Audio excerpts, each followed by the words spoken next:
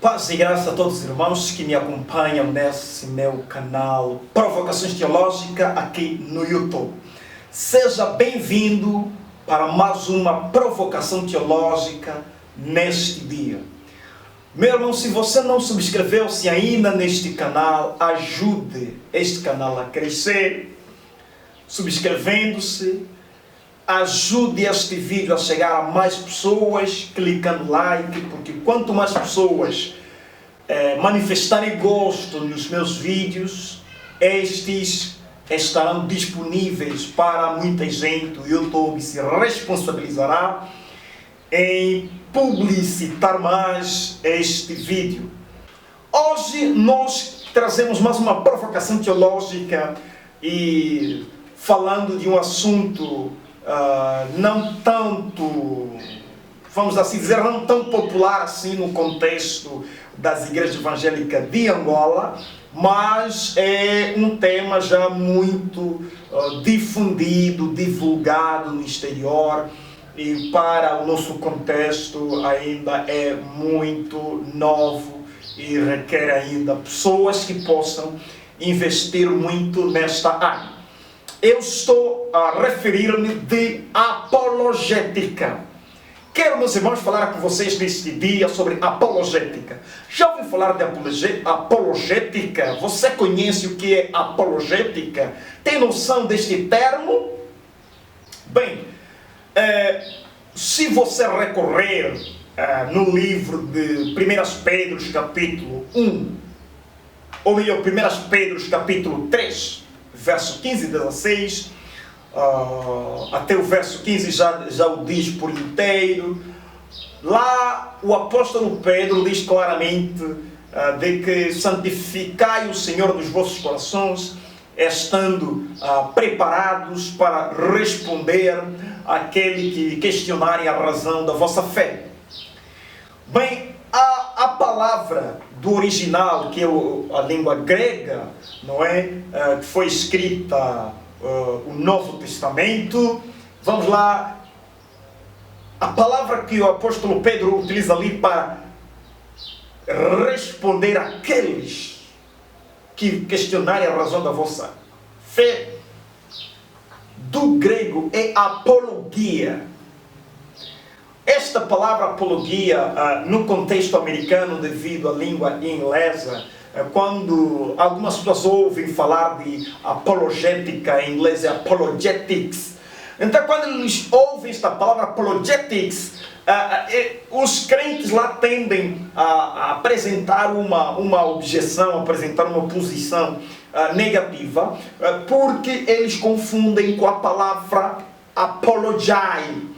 Veja, temos por um lado apologetics e por outro lado temos apologize. A palavra apologize não é que significa pedir perdão, tem muita semelhança de pronúncia escrita com apologetics, que na verdade apologetics não significa pedir perdão, pedir desculpa. Os crentes nos Estados Unidos da América tendem a reagir de forma negativa, porque quando ouçam apologetics, eles confundem com apologize, e eles dizem: como eu vou me desculpar? Como é que eu vou me desculpar aos não crentes pelo fato de eu ser crente? Na verdade, apologetics, que apologia, não é, digamos, pedir perdão. Apologia, do grego, não é? É uma palavra que foi muito usada pelos gregos, os filósofos gregos, para poder expressar a defesa racional de uma tese. E ainda é um termo jurídico usado nos tribunais quando o indivíduo era, digamos, chamado a responder por uma causa. Ele ia lá para fazer a defesa da sua pessoa, tentar inocentar-se daquela culpa. Esta mesma palavra foi a palavra que Pedro usa ali, não é, na sua primeira carta, capítulo 3, verso 15, de que estejam sempre preparados para fazer apologética, apologia. quando vos questionarem sobre a razão do cristianismo, quando vos questionarem sobre a veracidade da fé cristã. Ora, ali, a apologia para a transliteração, não é, vamos assim dizer, ao invés de dizer tradução, a transliteração desta palavra é apologética. Apologética. Apologética hoje é um ramo da teologia cristã que se responsabiliza em defender a fé cristã, cumprindo a orientação do Senhor, e conforme nós podemos ver neste livro de 1 Pedro 3,15, o próprio apóstolo Pedro, inspirado pelo Espírito Santo, orienta que a igreja deve estar preparado para fazer a defesa da fé cristã diante de todos aqueles que questionarem. E ainda o apóstolo Paulo, no livro de Filipenses capítulo 1, verso, vamos lá dizer, verso 13 ou 17, ele diz que, digamos, ele está preparado, ele está enviado, ele está exposto para fazer a defesa da fé cristã. Vejamos, apologética é uma ordenança do próprio Espírito Santo para que a igreja possa defender a fé cristã diante de todos aqueles que questionarem. Quer dizer que apologeta, que é aquele que exerce a apologética, é como diz um pastor, um lixeiro, aquele que remove o lixo, os obstáculos que se constituem em frente da fé cristã, as barreiras intelectuais. É importante que não se perca de vista isso, de que quando estamos a falar de apologética, diz respeito a argumento racional, estamos a falar de, digamos assim, pressupostos argumentativos que possam trazer, digamos, a veracidade da fé cristã. E o Joseph Kelly e o Assis Pro argumentam de que a apologética mais comum é a apologética cristã, ou seja, aquela apologética que visa defender Jesus Cristo como Filho do Deus vivo, Jesus Cristo como o Salvador e Senhor. Em relação com outras religiões como o islamismo, o judaísmo, eles defendem, esses teólogos, de que essas duas religiões, islamismo e judaísmo, não têm fortes doutrinas concernentes à apologética, ou melhor, eles não sistematizaram, digamos, as suas doutrinas apologéticas. Já os cristãos foram obrigados a apresentar doutrinas fortes à volta da apologética, porque o cristianismo sempre sofreu oposição. O cristianismo sempre sofreu, digamos assim, fortes combates. E estes combates podem ser interna ou externa. Dali que também nós temos, não é, dois tipos de apologética, interna e externa. Interna diz respeito à defesa da fé cristã contra aqueles que são também tidos como crentes, mas que fazem, digamos, argumentos ou exposição equivocada da fé cristã. A apologética é virada tanto externa quanto internamente.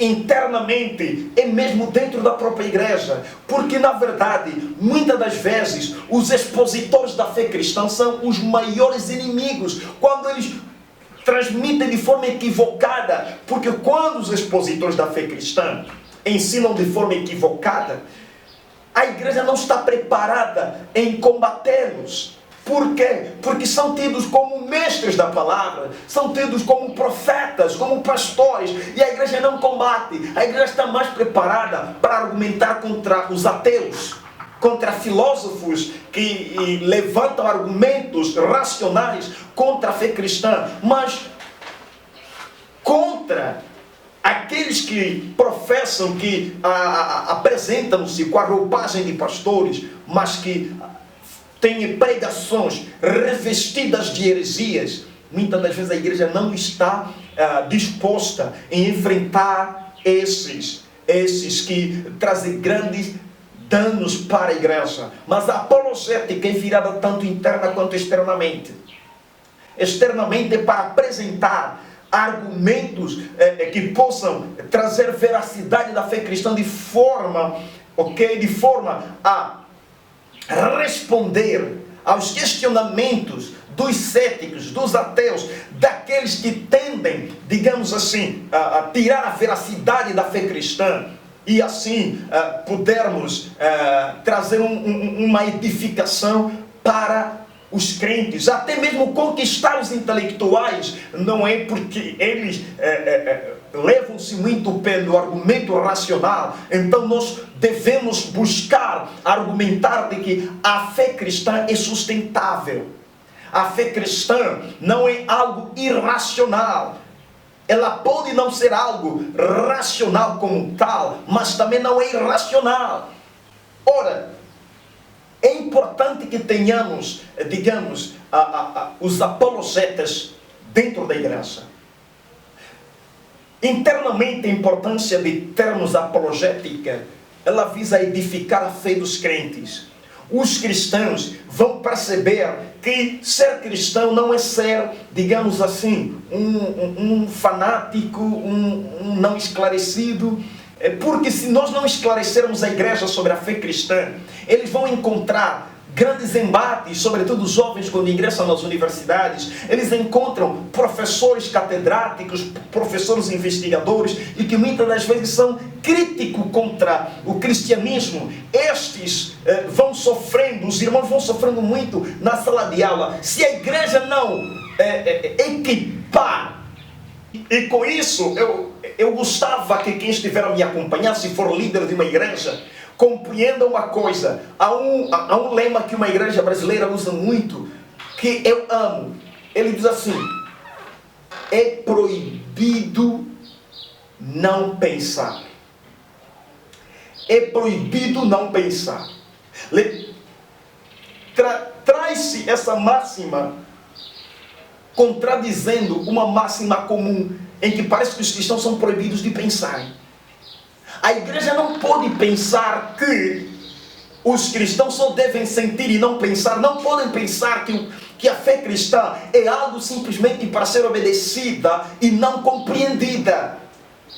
Porque quando Jesus Cristo foi questionado a respeito do maior mandamento, ele disse: amar a Deus de todo o seu coração, com toda a sua alma e com todo o seu entendimento, com toda a sua mente. O cristianismo chega a atingir a mente do indivíduo, do homem. É necessário compreender. A igreja não pode pensar que Deus diz, não é para os cristãos: venham com teu coração e deixa a sua mente fora da igreja. Não. O coração e a mente devem estar na igreja. O sentimento e o raciocínio devem estar no cristão. O cristão não pode perder a mente. O cristão tem que ser sábio, tem que compreender. E não podemos fazer com que os cristãos sintam medo de questionar, de pensar. A igreja tem que estar preparada para responder a todos aqueles que questionarem a razão da fé cristã. Pastores, líderes devem estar capacitados, munidos para levar a igreja numa jornada da defesa da fé cristã mais coerente. Não podemos ter uma igreja analfabeta. Não podemos ter um povo simplesmente sentimentalista e não consegue argumentar a fé cristã.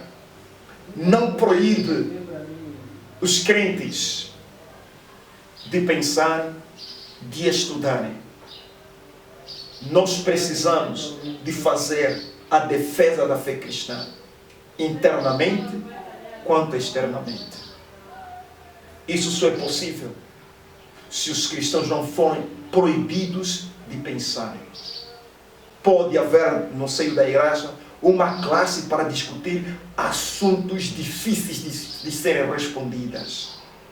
Hoje existem vários livros de apologética. Hoje existem vários pastores se especializando na área da apologética, ensinando como fazer a defesa da fé cristã, como argumentar. Hoje em Angola nós temos muitos ataques quer interna, quer externamente. Internamente está surgindo muitos que estão se assumindo de profetas, estão se assumindo de apóstolos, mas veja, tudo que eles estão fazendo é promover a teologia da prosperidade, promovendo a doutrina da cura, mas você vê que não há nenhuma preocupação em defender a integridade da fé cristã. Nós precisamos combater isso dentro da própria igreja.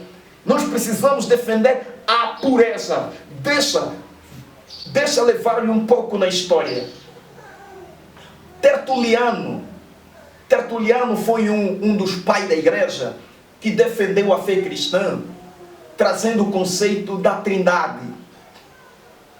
A doutrina da Trindade já existia nas Escrituras, porém havia uma confusão na sua compreensão.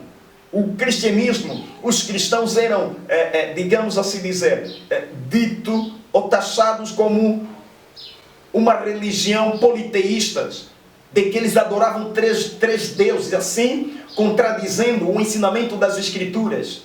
Então Tertuliano, ele trouxe o conceito da Trindade para poder defender de que os cristãos adoram um único Deus, um em essência e três em pessoa. Ele fez isso para defender a fé cristã.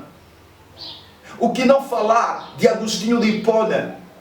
Agostinho de Hipona, que defendeu a justificação pela fé contra o Pelágio, um monge que havia defendido de que a salvação era inteiramente dependente do homem.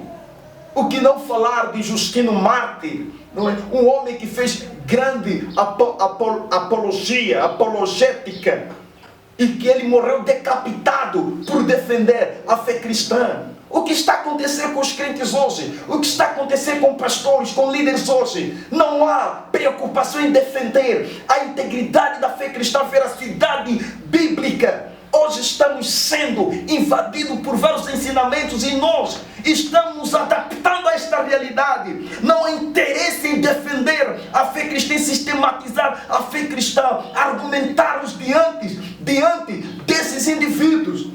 Ora, os falsos profetas estão muito à vontade no seio cristão. E eles estão recebendo apoio e aplausos de muitos que se intitulam de líderes cristãos, de líderes influentes. Muitos estão calados diante desse evento que está destruindo a igreja angolana. Nós precisamos de apologética na fé cristã. Nós precisamos de apologetas na igreja angolana. Homens e mulheres dispostos a defender a verdade bíblica e não negociá-la. Defendê-la, não de forma sentimentalista, não de forma vingativa, mas argumentar de forma racional e sem fugir das verdades bíblicas, escriturísticas, históricas, defender assim a fé cristã. Precisamos de apologetas na igreja angolana. Se gostou do vídeo, clique like e não deixa com que este vídeo seja simplesmente para você. Que mais gente possam ter acesso a este vídeo e que o Senhor possa despertar os cristãos de Angola. Deus abençoe.